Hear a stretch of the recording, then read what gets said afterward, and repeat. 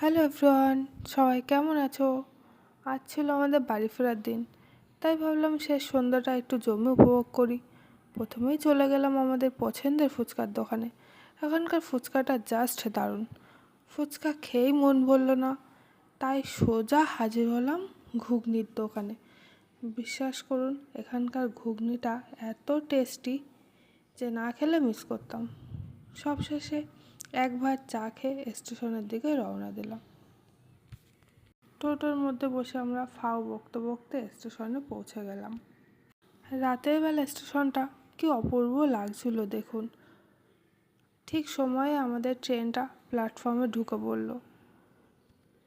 ট্রেনে উঠে একটু নিজের ভিডিওই তুলছিলাম। মনটা কেমন যেন করছিল, ভালোও লাগছিল আবার খারাপও। দেখতে দেখতে পৌঁছে গেলাম ব্র্যাড স্টেশনে। এভাবেই কাটলো আমাদের আজকের ছোট্ট সফর। টাটা।